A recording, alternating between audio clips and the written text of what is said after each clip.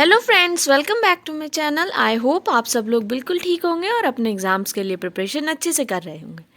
तो आज हम लोग अपना साइंस का सैम्पल क्वेश्चन पेपर 3 सॉल्व करने जा रहे हैं। प्रीवियस 2 सैम्पल पेपर्स मैंने सॉल्व करवा दिए हैं, उसका मैंने एक्सप्लेनेशन भी दे दिया है, तो आई होप आपने वो वीडियोस देख ली होंगी। तो आज हम लोग अपना सैम्पल क्वेश्चन पेपर 3 स्टार्ट करते हैं। तो सेक्शन ए मतलब हमारा जो पेपर होता है वो कितने सेक्शंस में डिवाइड होता है, आप लोगों को पता होगा कि 5 सेक्शंस में डिवाइड होता है। तो जो सेक्शन ए होता है उसमें हमारे ऑब्जेक्टिव टाइप क्वेश्चंस होते हैं, मतलब मल्टीपल चॉइस क्वेश्चंस होते हैं और कुछ एसेशंस एंड रीजंस भी होते हैं। तो हम लोग सबसे पहले उनको सॉल्व करते हैं। तो सेक्शन ए में जो क्वेश्चन नंबर 1 है वहाँ से स्टार्ट करते हैं। इसमें पूछा गया है, On adding zinc granules to freshly prepared ferrous sulfate solution, a student observed that कि एक उसने बीकर लिया हुआ है, उसमें फेरस सल्फेट का सोल्यूशन पड़ा है, मतलब आयरन सल्फेट Fe मतलब आयरन होता है, और उसमें थोड़े से जिंक ग्रेन्यूल्स डाले हैं। जिंक ग्रेन्यूल्स मतलब छोटे छोटे जिंक के पार्टिकल्स को डाल रखा हुआ है। तो यहाँ पे ये पूछ रहे हैं जो आयरन सल्फेट जो है वो जिंक के साथ क्या रिएक्शन होगा और उसके बाद आप एक स्टूडेंट को क्या दिखेगा उसके ऑब्जर्वेशन में। तो यहाँ पे आपको पता होना चाहिए रिएक्टिविटी सीरीज़ में जो जिंक होता है वो आयरन से ज़्यादा रिएक्टिव होता है। तो जिंक जब फेरस सल्फेट के साथ रिएक्ट करेगा तो वो फॉर्म करेगा ZnSO4 और आयरन वहाँ से रिमूव हो जाएगा। तो यहाँ पे क्या होता है, जब जिंक आयरन सल्फेट के साथ रिएक्ट करता है वो जाके डिपॉजिट, जितना भी आयरन रिमूव होता है सल्फेट से वो जाके सब यहाँ पे डिपॉजिट हो जाता है और एक ग्रेइश ब्लैक कोटिंग फॉर्म हो जाती है।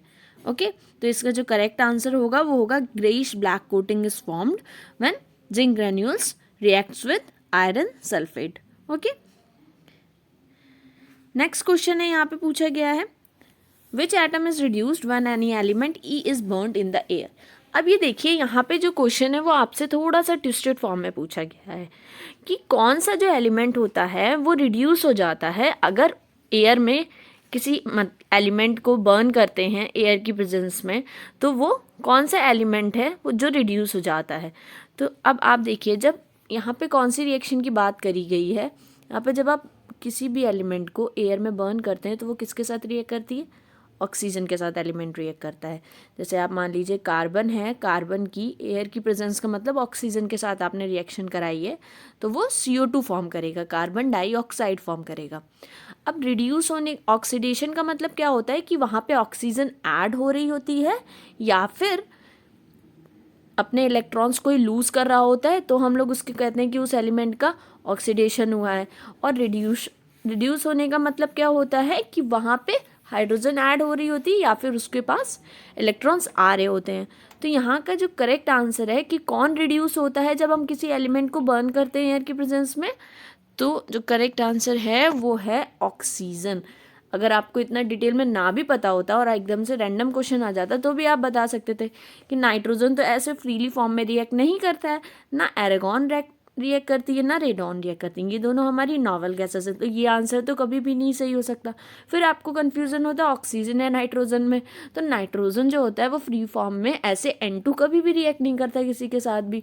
तो कौन सा एलिमेंट जो होगा वो बर्न होगा एयर, मतलब एयर में जो भी जितना भी कंपोजिशन है डिफरेंट डिफरेंट एलिमेंट्स का, तो उसमें से कौन सा रिएक्ट करेगा, ऑक्सीजन रिएक्ट करेगी। तो करेक्ट आंसर आपका ए भी हो सकता है। तो ये तो मैंने आपको एक एलिमिनेशन वाली टेक्निक बता दी कि कैसे आप अपने करेक्ट ऑप्शन को ढूंढ सकते हैं।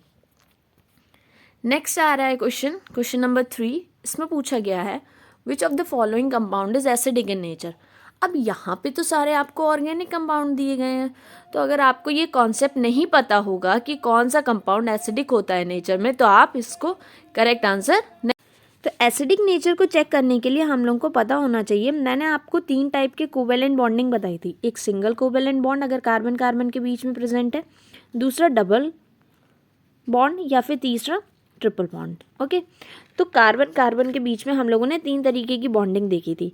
तो यहाँ पे जो ट्रिपल बॉन्डिंग होती है उसका नेचर सबसे ज़्यादा एसिडिक होता है। मतलब जब ट्रिपल बॉन्ड प्रेजेंट होता है कार्बन कार्बन के बीच में और उसके साथ में हाइड्रोजन लगा होता है, तो वो सबसे ईजिली अपना हाइड्रोजन लूज़ कर देता है। ओके, तो यहाँ पे ये आपको थोड़ा सा हट के कॉन्सेप्ट है आपके एनसीईआरटी से, उसमें नहीं दिया हुआ है डायरेक्ट, तो ये आपको एक्स्ट्रा नॉलेज के बेसिस पे पढ़ना पड़ेगा।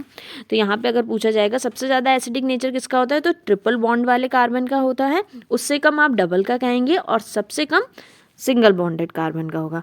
तो यहाँ पे आपको ढूंढना होगा कि आपका एल्काइन कौन सा है। एल्काइन का फॉर्मूला क्या होता है, एल्काइन का फॉर्मूला होता है CnH2n-2। तो यहाँ पे आप देख सकते हैं कि ये तो एल्केन है आपका C3H8, दूसरा ये भी एल्केन है आपका, और C12H22O11 ये तो आपको पता होना चाहिए, ये सुक्रोज होता है।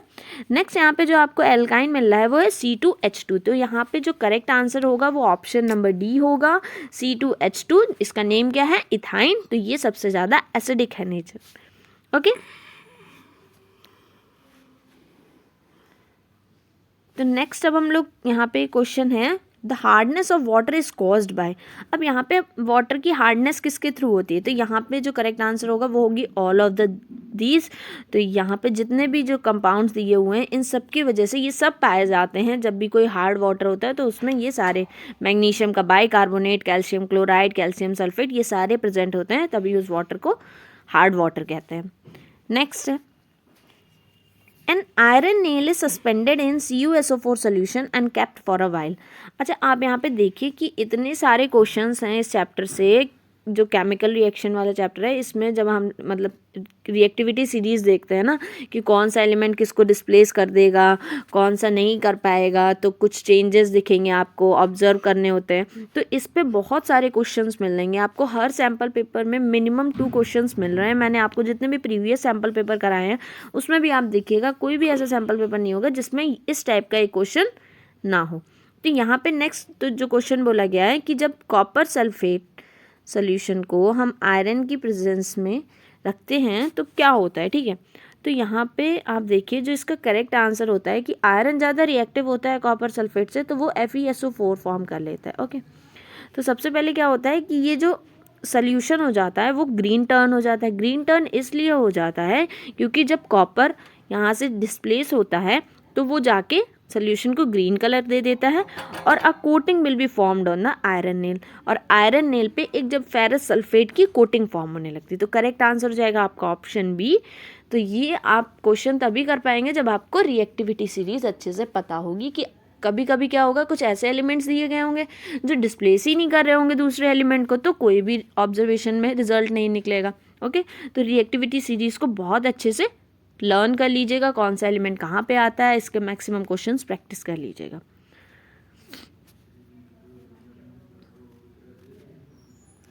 नेक्स्ट क्वेश्चन है, generally metal reacts with acid to give salt and hydrogen gas, which of the following acid does not give hydrogen gas on reacting with metal except Mn and Mg।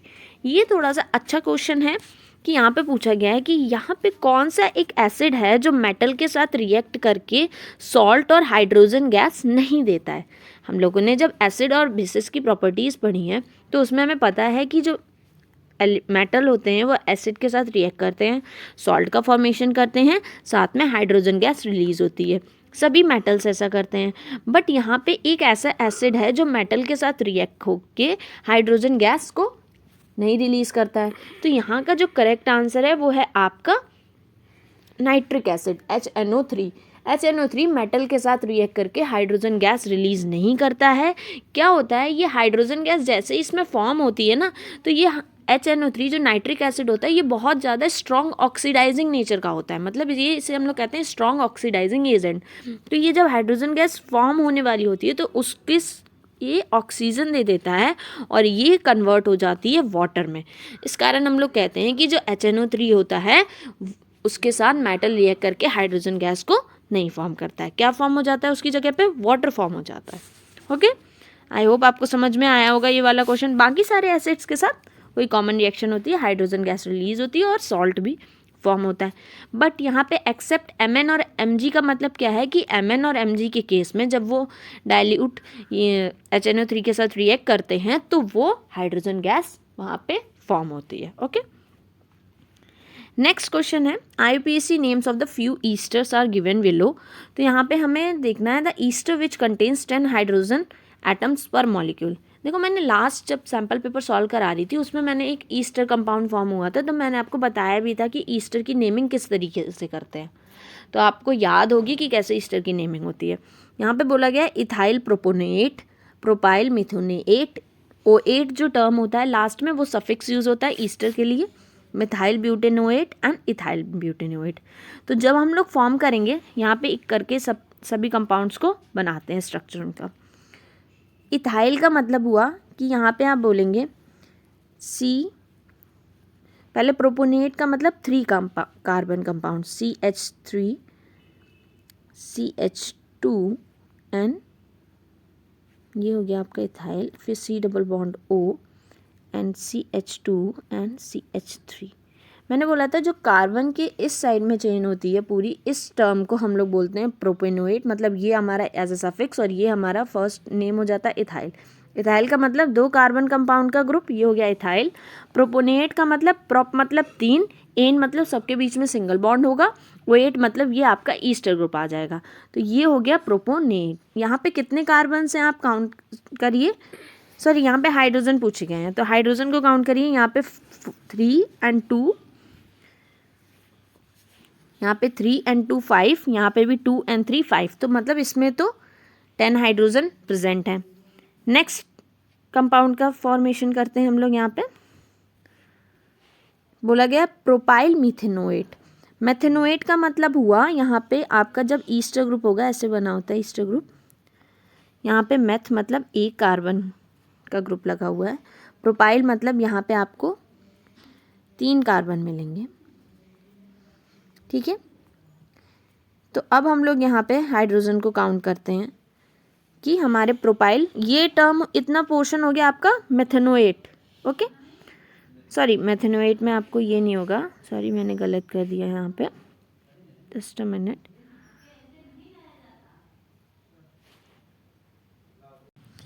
तो form करते हैं propyl मेथेनोएट, मतलब यहाँ पे आपका H, methanoate का मतलब single carbon होगा meth, C double bond O and propyl group यहाँ पे लगाएंगे CH2 CH2 एंड CH3। तो इसमें जब आप हाइड्रोजन काउंट करेंगे तो देखिए यहाँ पे सिंगल हाइड्रोजन है, यहाँ पे 2 मतलब 3 4 5 6 7, यहाँ पे 7 हाइड्रोजन है मतलब 10 हाइड्रोजन नहीं है। नेक्स्ट हमारा जो ग्रुप है वो है मिथाइल ब्यूटेनोएट। मिथाइल ब्यूटेनोएट को फॉर्म करना है तो यहाँ पे देखिए CH3 फिर C double bond O and CH3। अब मिथाइल ग्रुप पूरा फॉर्म कर देते हैं, यहाँ पे 2 करना है हम लोगों को,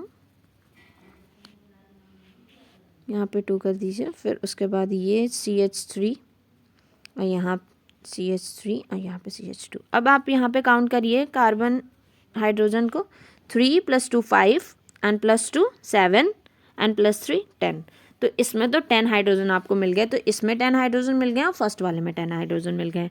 ऐसे ही आप सिमिलरली फोर्थ में काउंट करेंगे तो आपको यहाँ पे भी 10 हाइड्रोजन्स नहीं मिलेंगे, तो इसका जो करेक्ट आंसर है आपका वो है ऑप्शन C, जिसमें कौन कौन से ईस्टर में आपको 10 हाइड्रोजन्स मिले हैं, इथाइल प्रोपोनेट में एंड मिथाइल ब्यूटेनोएट में, तो ऑप्शन C करेक्ट है यहाँ पे आपका। क्वेश्चन नंबर 8 पे जाते हैं। इसमें पूछा गया under high power objective of microscope epidermal peel of a leaf so. जब आप एपिडर्मल मतलब जो अपर मोस्ट लेयर देखते हैं लीफ का, तो उसमें आपको क्या दिखेगा कि स्टोमेटा जो है वो सराउंडेड है बाय सेवरल गार्ड सेल्स, या stomata surrounded by several epidermal cells, या stomata surrounded by a pair of a guard cell, या stomata surrounded by many guard cells. तो अब यहाँ पे देखिए ऑप्शन A और D तो सिमिलर है, ठीक है। तो यहाँ पे जो मोस्ट करेक्ट ऑप्शन है, देखो गार्ड सेल से तो सराउंडेड होता है स्टोमेटा, ठीक है, बट कितने गार्ड सेल होते हैं इसको ध्यान देना होता है, तो यहाँ पे ध्यान से पढ़िएगा, जो आपका ऑप्शन है वो C करेक्ट है। Stomata is surrounded by a pair of a guard cell, okay. तो जो स्टोमेटल ओपनिंग होती है वो इस तरीके से होती है, ठीक है, तो ध्यान रखिएगा, ये होता है आपका स्टोमेटल ओपनिंग। अब नेक्स्ट क्वेश्चन पूछा गया है, ये भी आपका मेमोरी बेस्ड क्वेश्चन है, आपको याद होगा तो आप लोग इसका करेक्ट आंसर लगा लेंगे। The principle of inheritance of acquired characters. Acquired मतलब कि जैसी नीड है उसके अकॉर्डिंग कैरेक्टर को एक्वायर कर रहा है कोई भी ऑर्गेनिज्म। तो इसके बारे में किसने बताया था? तो देखो लेमार्क ने इसके बारे में बताया था कि जैसे जो जिराफ वाला एग्जाम्पल हम लोग पढ़ते हैं कि जिराफ जो थे उनको स्मॉल वहाँ पे ट्रीज, लार्ज हाइट की ट्रीज थे, बड़े बड़े पेड़ थे, तो उनको क्या करना पड़ा था, अपनी नेक को ऐसे को ऊपर करके वो लीव्स को खाते थे, तो वो ईजिली वहाँ पे नहीं पहुँच पा रहे थे, तो ऐसे करके नेक्स्ट जनरेशन ने उनकी जो नेक होती गई वो लंबी होती गई, तो इन्होंने अपनी नीड के अकॉर्डिंग उसको एक्वायर करा है। यही इसमें लेमार्क वाले में बताया गया था। तो इसका जो करेक्ट आंसर है वो लेमार्क हो जाएगा। डार्विन ने तो कुछ और बताया था, जेनेटिक कैसे चीज़ें ट्रांसफ़र होती हैं जीन्स के बेसिस पे, उसमें वो बताया था। हुगो डिवरीज ने क्या बताया था, म्यूटेशन थ्योरी बताई थी। तो इसका जो करेक्ट आंसर होगा वो ऑप्शन डी होगा, लेमार्क। ओके, नेक्स्ट क्वेश्चन है कि यहाँ पे पूछा गया है the two phases covering the first half and the second half of the menstrual cycle is. अब ये आप लोगों को लर्न होगा सारी साइकिल, इस मेंस्ट्रुअल साइकिल की सारी फेजेस, तो ये कौन सा होगा, प्लोरीफेरेटिव फेज एंड सेक्रेटरी फेज। तो यहाँ पे उसके बाद कौन सी फेज आती है, ओव्यूलेशन आती है, तो वहाँ पे जब ओवम रिलीज होता है। तो ये जो फर्स्ट और सेकेंड हाफ की फेजेस हैं वो हैं प्लोरीफेरेटिव फेज एंड सेक्रेटरी फेज। तो इसको मैं आपको एक्सप्लेन भी कर दूंगी एक बार। ये इस मेंस्ट्रुअल साइकिल से बहुत सारे क्वेश्चंस आते हैं, इसमें आपको पता होने चाहिए कौन सा हार्मोन रिलीज होता है, तो ये मैं आपको एक सेपरेट वीडियो में एक्सप्लेन भी कर दूंगी। क्वेश्चन नंबर 11 देखते हैं। Who is known as the father of genetics, human genetics. इसका आंसर सबको पता होना चाहिए, जॉर्ज मेंडल। इनके जितने सारे लॉज ऑफ इनहेरिटेंस हम लोगों ने पढ़ रखे हुए हैं, कैसे कैरेक्टर्स ट्रांसफर होते हैं, law of dominance, law of multiple inheritance पढ़ा होगा आप लोगों ने। तो इसके थ्रू आप लोगों को ये तो एक बेसिक सा क्वेश्चन है जेनेटिक्स का, सबसे कॉमन क्वेश्चन कि फादर ऑफ ह्यूमन जेनेटिक्स कौन है, जॉर्ज मेंडल। तो इसको तो याद ही कर लीजिएगा, सबने ही करेक्ट आंसर दिया होगा इसका। तो आज के वीडियो में हम लोग इतने ही क्वेश्चन सॉल्व करते हैं, जितने आपके क्वेश्चंस बचे हैं वो नेक्स्ट क्लास में हम लोग डिस्कस करेंगे। कुछ एसेशन रीजन्स भी होंगे, उनको भी कंप्लीट करेंगे। तो अगर आपको वीडियो पसंद आ रही हो तो इसे लाइक ज़रूर करिएगा और अपने फ्रेंड्स के साथ भी शेयर करिएगा। और कोई डाउट है तो आप मुझे कमेंट सेक्शन के थ्रू उससे पूछ सकते हैं, मैं पूरा एक्सप्लेन करने का ट्राई करूँगी। तो अगर आपको वीडियो पसंद आ रही हो तो इसे लाइक ज़रूर करिएगा, और अगर अभी तक आपने चैनल को सब्सक्राइब नहीं किया है तो चैनल को सब्सक्राइब भी कर दीजिए, नोटिफिकेशंस को भी ऑन कर लीजिए, जिससे आप किसी भी न्यू वीडियो की अपडेट को मिस ना कर दें। So make sure to like, share and subscribe. Thank you for watching the video.